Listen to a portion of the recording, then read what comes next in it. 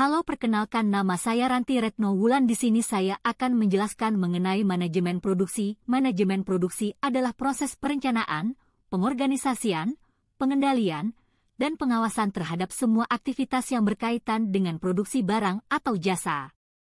Tujuan utama manajemen produksi adalah memastikan bahwa produk yang dihasilkan memenuhi standar kualitas, diproduksi dalam jumlah yang sesuai, dan dikirimkan tepat waktu dengan biaya yang efisien. Proses ini menjadi kunci dalam memastikan keberlangsungan operasional perusahaan sekaligus memenuhi permintaan pasar secara efektif. Proses manajemen produksi dimulai dengan perencanaan produksi. Pada tahap ini, perusahaan menentukan apa yang akan diproduksi, berapa jumlahnya, kapan harus diproduksi, dan sumber daya apa yang dibutuhkan. Perencanaan yang baik mempertimbangkan permintaan pasar, kapasitas produksi, dan ketersediaan bahan baku.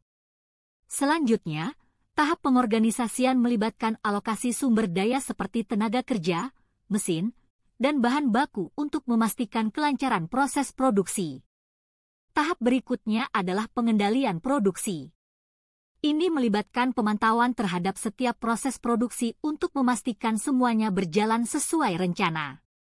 Jika terjadi penyimpangan, tindakan korektif perlu segera dilakukan.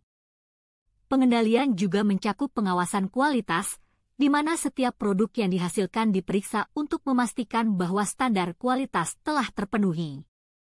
Hal ini penting untuk menjaga kepuasan pelanggan sekaligus mengurangi risiko keluhan atau pengembalian produk. Selain itu, manajemen produksi juga mencakup efisiensi biaya. Perusahaan harus terus mencari cara untuk mengurangi biaya produksi tanpa mengorbankan kualitas produk. Misalnya, melalui otomatisasi proses, peningkatan desain produk, atau negosiasi yang lebih baik dengan pemasok bahan baku.